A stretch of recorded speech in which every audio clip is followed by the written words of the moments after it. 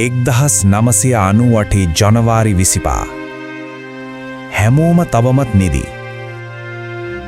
හරිම නිශ්ශබ්ද පරිසරයක්.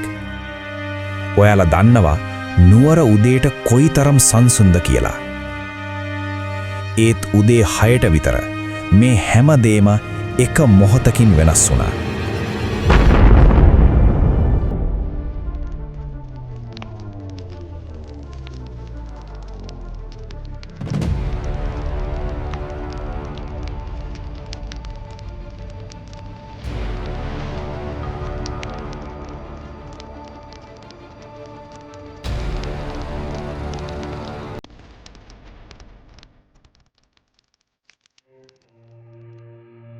මහනුවර නගරය කියන්නේ සාමාන්‍යයෙන් හරිම නිහඬ සීතල මීදුමෙන් වැහුණු තැනක්. ඒ අලුයම යාමේ දලදා මාලිගාවෙන් ඇහෙන හේවිසි හඬත් එක්ක මුළු පරිසරයම පිරීලා තිබුණේ මාරම සාමකාමී හැඟීමකින්. සුදු වතින් සැරසුණු මිනිස්සු අතේ මල්වට්ටි අරගෙන සාදු සාදු කියමින් මාලිගාවේ මළුවට පියමන් කරමින් හිටියා. ඒත් ඒ සාමය තව තත්පර කිහිපයකින් මුළු ලෝකයම හොල්ලන මහා විනාශයකට හැරෙයි කියලා ඒ අහිංසක මිනිස්සු හීනකින්වත් හිතන්න නැතුව ඇති. හරියටම උදෑසන 6:10ට විතර රජවීදිය දිගේ සුදු පාට ට්‍රක් රථයක් හරිම වේගයෙන් මාලිගාව දෙසට ඇදී ආවා. ඒ රථය ඇතුලේ තිබුණේ මරණයේ පණිවිඩය.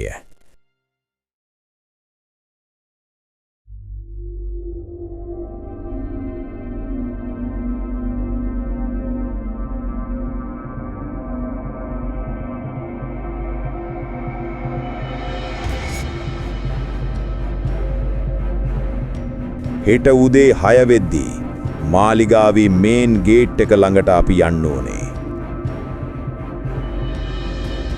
ඒ කියන්නේ අපිට තියෙන්නේ හරියටම විනාඩි 10යි. සෙල්වා, උඹ වාහනය ස්ටාර්ට් එකේම තියාගන්න ඕනේ. කිසිම හේතුවකට එන්ජිම නිවන්න එපා. අර්ජුන් සහ මම ඇතුළට පනිනවා. මතක තියාගන්න. කිසිම කෙනෙක් අනවශ්‍ය විදිහට වෙඩි තියන්න එපා. හැබැයි කවුරු හරි අපේ ගමනට හරස් වුණොත් මම දෙපාරක් හිතන්නේ නැහැ. වෙඩේ ඉවර වුණ ගමන් අපි 4 දෙනා 4 පැත්තකට බෙදෙන්න ඕනේ. කාට හරි වැරදුනොත් අනිත් අය නතර වෙන්න එපා. දිගටම ඵලයන්. මේක තමයි අපේ අවසාන අවස්ථාව. උඹලට පැහැදිලිද?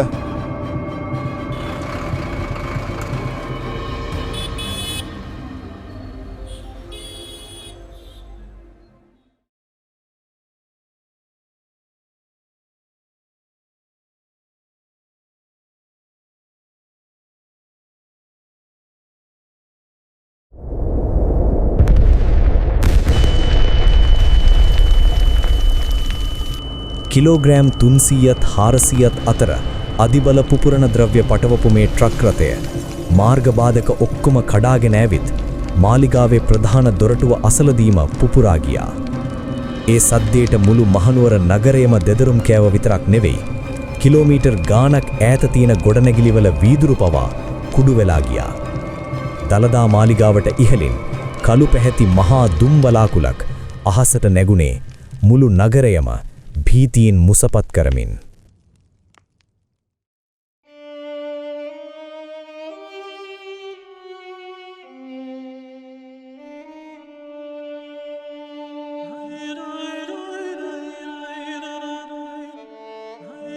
දුමාරය මදක් පහව යද්දී දකින්න ලැබුණු දර්ශනය ඇත්තටම දරාගන්න අමාරු එකක්. එතෙක් අභිමානයෙන් නැගී සිටි ඓතිහාසික පත්තිලිප්පුව බරපතල ලෙස විනාශ වෙලා එහි වහලයේ කොටස් කඩා වැටිලා තිබුණා. මාලිගාවේ සුදු වැලි මිදුල මිනිස් රුධිරයෙන් තෙත් වෙලා තිබුණේ හදවත පලාගෙන යන වේදනාවක් ඉතිරි කරමින්. මේ ම්ලේච්ඡ ප්‍රහාරයෙන් අහිංසක බැතිමතුන් සහ ආරක්ෂක නිලධාරීන් 7 දෙනෙක් ජීවිතක්ෂයටපත් වුණා. ඒ අතර හිටපු අවුරුදු 2ක පුංචි දරුවෙකුගේ නිසල සිරුර දැක්කම එතන හිටපු හැමෝගෙම දැස් කඳුලින් තෙත් වුණා. තවත් 25කට අධික පිරිසක් මාරාන්තික තුවාල ලබා සුන්බුන් අතර වැළපෙමින් හිටියා.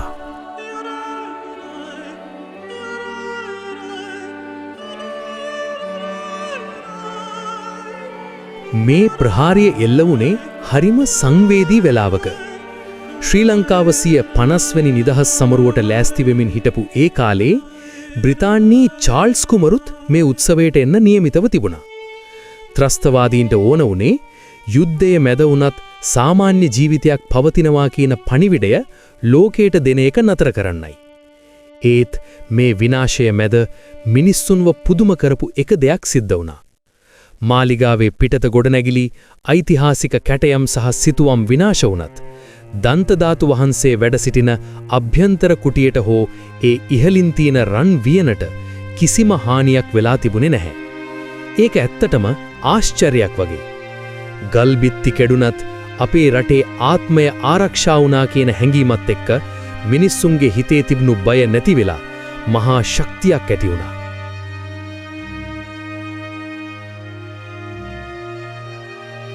We interrupt this broadcast with breaking news regarding an attack at the Temple of the Tooth. Details are scarce, but the situation remains critical. අද දලදා පින්බිමට එල්ල වූ මේ සාහසික ප්‍රහාරය හුදෙක් ගොඩනැගිල්ලකට කළ හානියක් නොව අපේ ජාතික අභිමානයේත් ආගමික උරුමේත් හදවතටම එල්ල කළ මාරාන්තික පහරකි. ඒ අපේ ජනතාව භීතියෙන් දනගස්වා වසර දහස් ගණනක් අප රක්ෂා කළ සාමය සහ සමගිය සුණුවිසුණු කිරීමට ගත් නින්දිත උත්සාහයකි.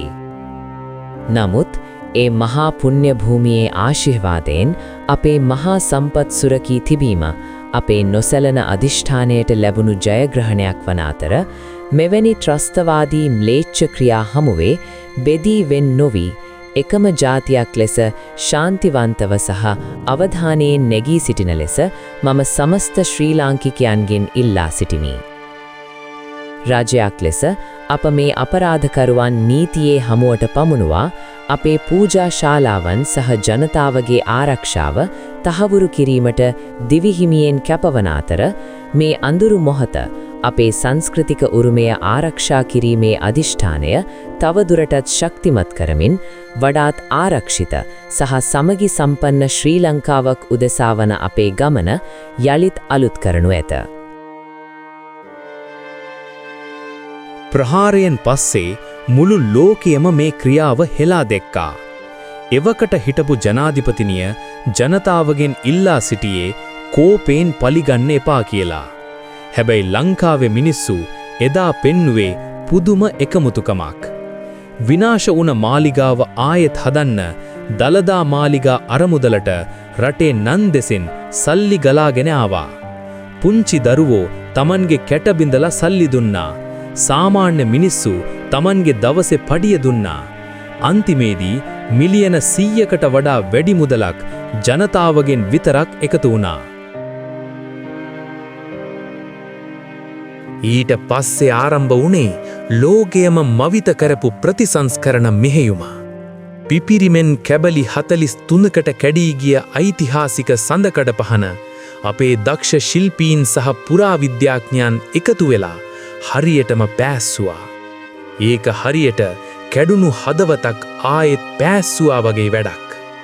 මහනුවර යුගයේ ගල් වඩුවන්ගේ ඒ දක්ෂතාවය ආයෙත් පණගන්වන්න අපේ කලාකරුවන් දින රෑ නොබලා වැඩ කළා. හරියටම වසරකුත් මාස කිහිපයක් යද්දී ඒ කියන්නේ 1999 අගෝස්තු වෙනකොට දලදා මාලිගාව පෙර තිබුණටත් වඩා අභිමානයෙන් රන්වන් පැහැයෙන් බබලමින් යලි නැගී සිටියා. අද ඔබ මහනුවරට ගිහින් වලදා මාලිගාව වැඳ පුදා ගන්නකොට මතක තියාගන්න. ඔබ දකින්නේ නිකම්ම ගොඩනැගිල්ලක් නෙවෙයි. ඒක අඳුරට එරෙහිව ආලෝකයක්, වෛරයට එරෙහිව ශ්‍රද්ධාවත් දිනාගත්තු හැටි කියන ජීවමාන සාක්ෂියක්. ගල් බිත්ති බෝම්බ වලින් බිඳින්න පුළුවන් වුණාට මිනිස්සුන්ගේ හිතේ තියෙන ඒ නොබිඳින විශ්වාසය කිසිම බලවේගයකට විනාශ කරන්න බැරි බව අදටත් ඒ පූජනීය මාලිගාව නිහඬව ලෝකයටම කියාපානවා.